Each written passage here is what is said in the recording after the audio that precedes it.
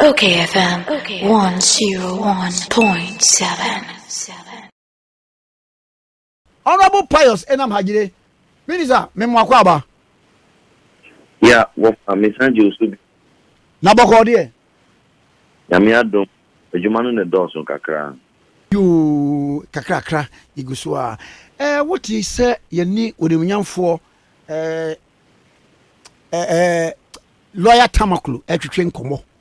Na baby wa wo si da bi sa ade no wantene no de ote anti de na de wanti anti de ote so na wa hu ase kire wada wo ma minti you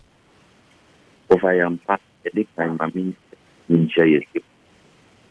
unim se ne the man penyi was penyi for assign a shit new nyam nam ejupa wo bo nam experience in media wo obia ajanju se ne ayewo COVID-19 mu or how wo bebia na se West Africa omupe otite ni bia obetumi aboa na wakan ya bomu aboa yen kakaka na ye biafi sa o hawa ye wo mu sisi ya na omu etutu omani na omani akoto na nado dan kwa kufado ye mampenyi eswa ye nyina ahowawa no enne ye no endru 1 week mpo na no ya na ye no but am ni suni ni ba nte no wahye djuma asi dedin dia ye kasai West African leaders amampenyi for Togo ni Nigeria Senegal Cote d'Ivoire Burkina Faso womu nyina edi omeni echega nam se womampenyi epese womu nhia na bitim asi kakra bia asori eko yenuanom Mali emai no mono obehwe na wasiesie na yenam kwanso a yedi na meti se na wonipinua edu tameklo edin komo bebal bebia odi no efaye no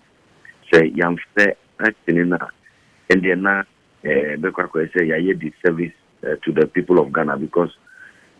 mitim se eye wo sheda no chi anu anase nim no nimu mintumi ho yedi kan metwa ni teto mreni honta yedi kan o kan bibi se MPP akofa South African consultant say omumbetre omo manifesto di ma was a manifesto South Africa consultants enye eye busone kakasa eye ntro enye nokre na sasa mindim bebia edu tamekro eti free ile minnim edu tamekro MPP ya no ono so minnim da se oka ho so ye MPP ni a and say anase to pese obey MPP ni dia onfantu jama obi hu se wonu pese obey MPP ni enye no kre ye wo manifesto committee a ye vice president and the dam impenyimfo bebre eka ho tite ye ofi grant boa kwa impenyimfo bebre ye lunch no ye mamu nyina esori a ye nyina ehu wo mu na committee no so any Ghana for no bebre any impenyimfo ni wo mo amakwadre e wo the various sectors no and the day who common and I think the gun kata so enye no credit say obi every baby that will no in the bebuama ye try your manifesto so mo dia no and no ye ne sa dia and the woman come asem enye no credit number 2 ye hihye mo no your manifesto answer ni betu dwa no agi say would the Kodai National Council the second highest decision making body of the party and you know manifesto ni nyina no party ni nyina adwene ene kopen kro and betumi aba say memi wadwetire bi maka say nkaminya ya anka yemfa nka manifesto no ho ebia yebedu ho no National Council anjanto ho anase obi enso edia adwene bi beba ewo nhyimu na se yebegi atomu enti no ma no nye ne wanwa se ye de yenye one man show se na omo ya ni asebi o nipa ba ko bi ka eno na ye mra no enye sa ye de ye ti democracy no ke bi ma min ke bi no yɛtiaseɛ papaapa nti yɛ manifesto no come through the entire system yɛyɛ consultations no nyinaa yɛyɛ no ɛwɔ sɛ yɛdeda national council ama national council agye to mu even at that point no sɛ obi de adwene bi ba ama mpanyinfo no esusu sɛ ɛbɛboa mpanyinfo no ebetumi agye ato mu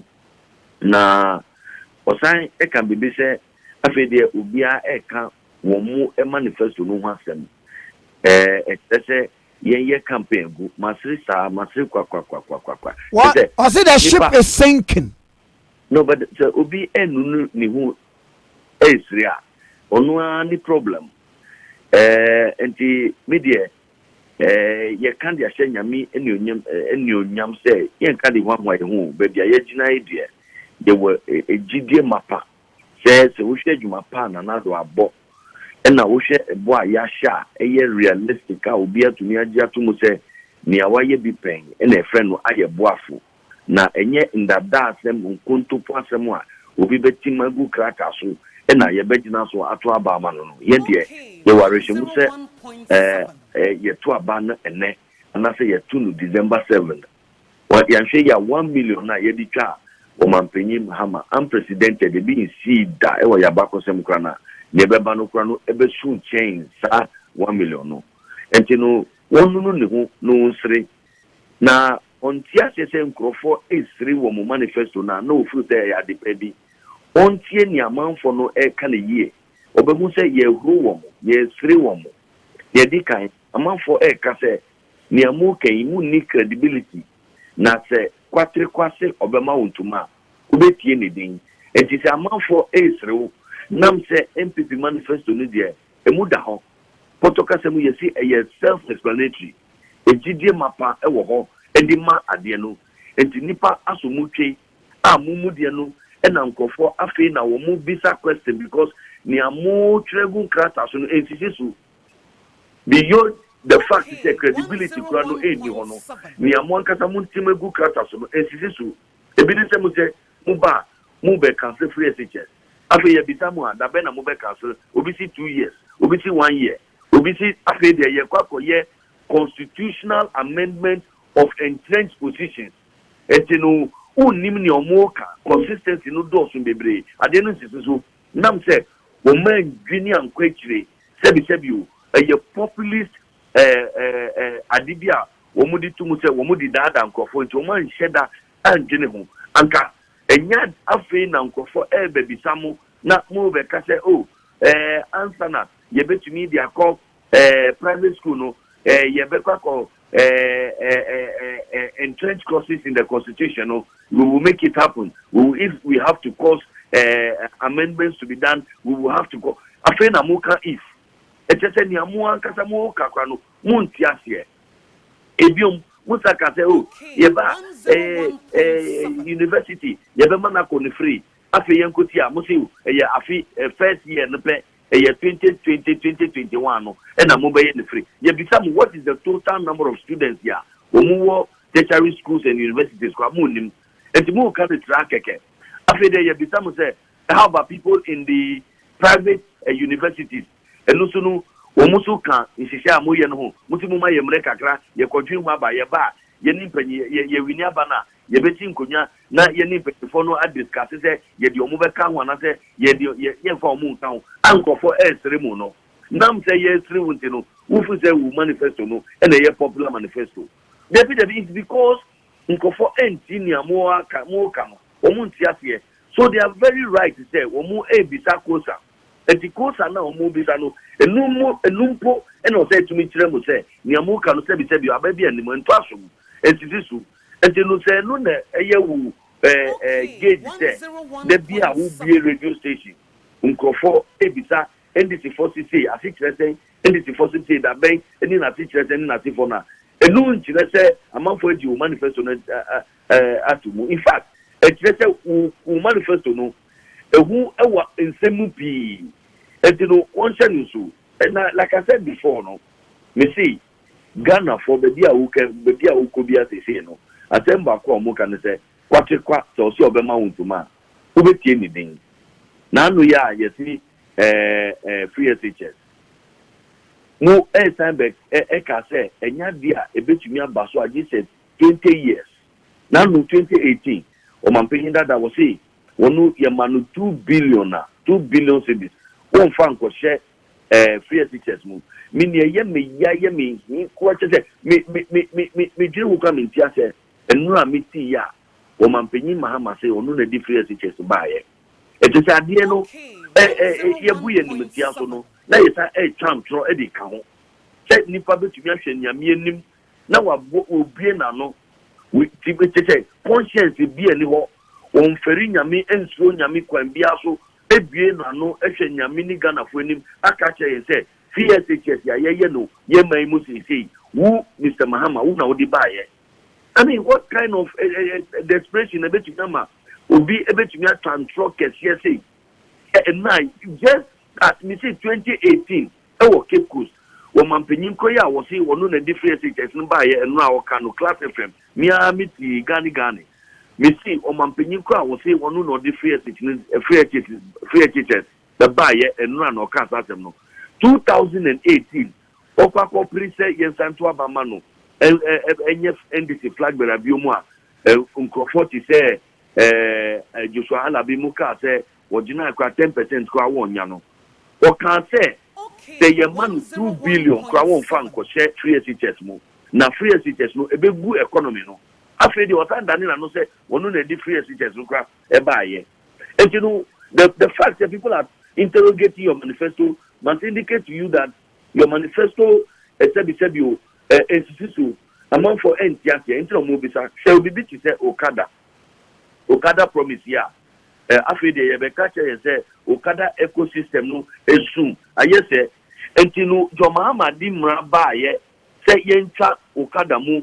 na obia ni hu kwan say obeye Okada wo ya enu nti ya ti ebinu mu atumu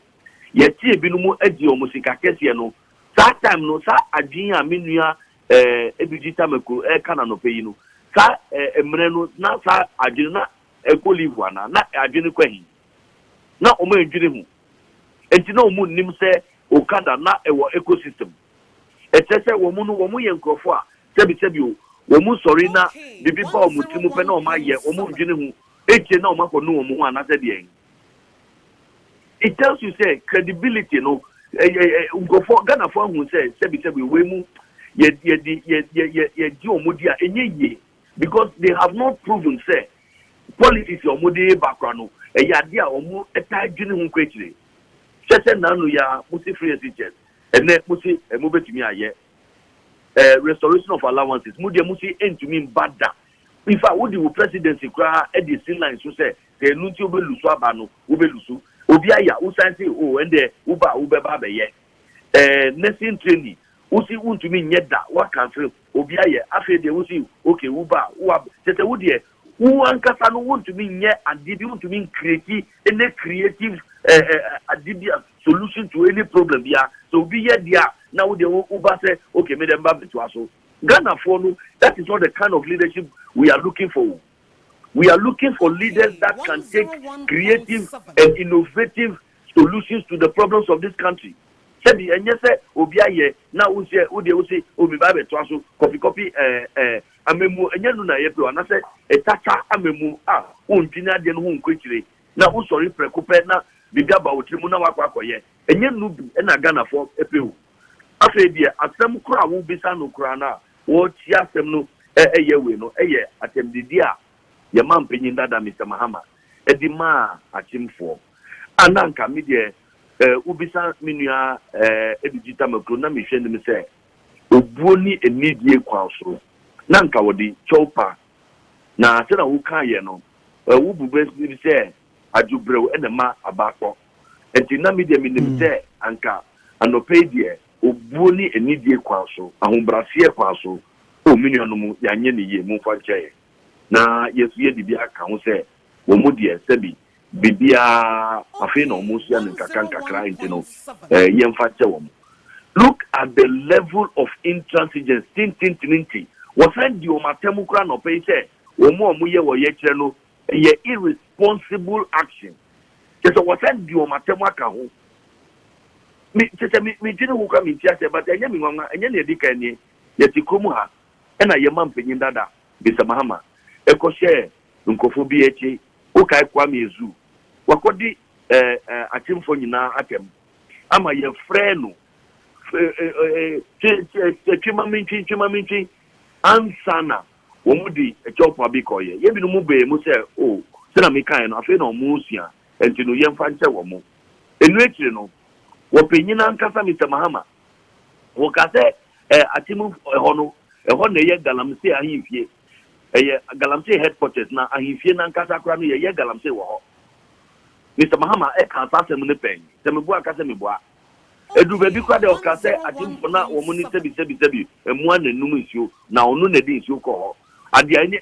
abranye nukure so waka ne trasa we bi o matem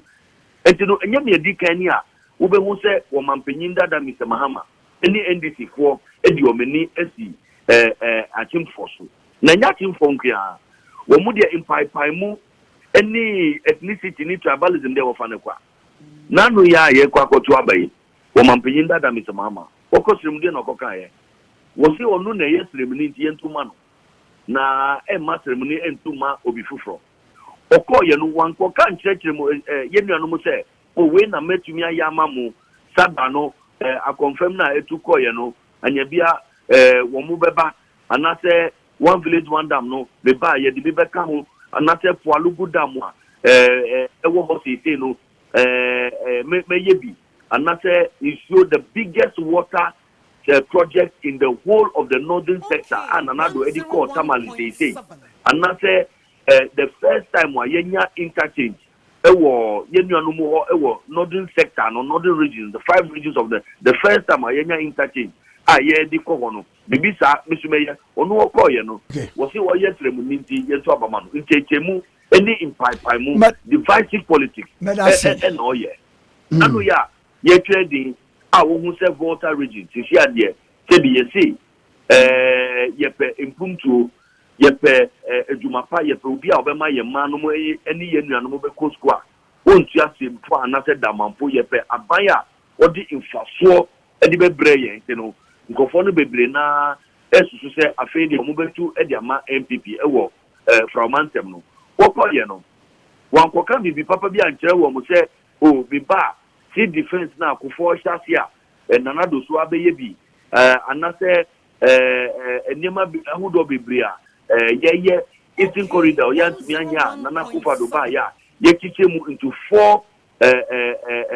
lots ya ye construction on the eastern corridor at the same time 4 contractors are on the road see 4 contractors and the work one to say because ye pese ye intend them under the year of roads no one can be asa wo say oh MP before the ya kan for party muntuntia wo mu na akan for every before some onu de bia in pipe mu any inchichemu enti no minister run up na nanu ya wo sai ekodi atimfo atem say wo mu ye sakawafo na me see ye see ye boninti na ye today it is a made pious say impo say obi susu say pious aye bonia enti nipa no ka say ayigbefo eboniyefo enti ye ntumi din enkantere say o pious bonia wa ye enti no say anase obi be free bole wo be di obokro no o man ni nyina akro no na obi be ka say o Mr. John Mahama wa bokro no na yenim say na sem na ye ka no na yakoka say bole for akrofo enti mi ka sa o ka sa pe ende o ka sa no ehunti enti no chopa infumson de o de ye fa no say infumson ni pa hu ne wo enti what proves your leadership say your humanness they say we ye boni a ye ka wa na sebi wo be ji ato mo say oh we de anko ye ma ye boni na nipa infumson de nipa hu ne wo na wo di chopa wa ba but obi a wa ye ne hu tintin no wo ka kire no kura wo se meye ne mo enunti wo se media me ye odwanfo no na me nsro sika otumi di ka kire otumi ka kire wo ka ne kura na me ye ne mo wo ka ne kura na me ye ne mo that kind of person no he is danger to say ye nkabum any ye nkanko that person is a danger but we also know wo say to me see no kwan a ye manu ta akwanya say obeba abese ye man and no menia see ade ni de emu da ho se na medical care no Matiase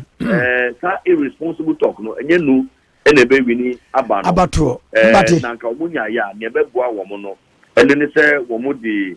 chopa emomu edipe emma not only the people of Achim media Debbie Meka Mr. Mahama, by his utterances and his conduct, he has defied and defiled the high office of former president. Me pipa say impenyimfo a yewo at asem sisese ayesi yemfrem penyimfo omo a yebefre wo mo no wo mu ena wo mu di impaipai mu eni nchechemu eni asemudidie ena again afedo mu sign the intro abeka ho say enne Mr. Mahama ebetwe nyame eni nipenim aka che say wonu ena di free SHS e baaye enye no medasi say omo mpacho dia omo jejeje media kakra me e wo kan say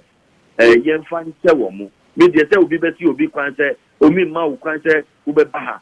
enu ni de mra no mu obi antumi nya na bomu no se nipa no ba na wampia ankosua na se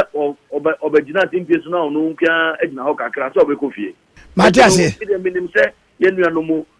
ebetu wo mu honfu kakra me wo kan na no pay eni eminua medasi no pay minister ya mesumi da se wafa mesumi da so no bo payo se na magide nie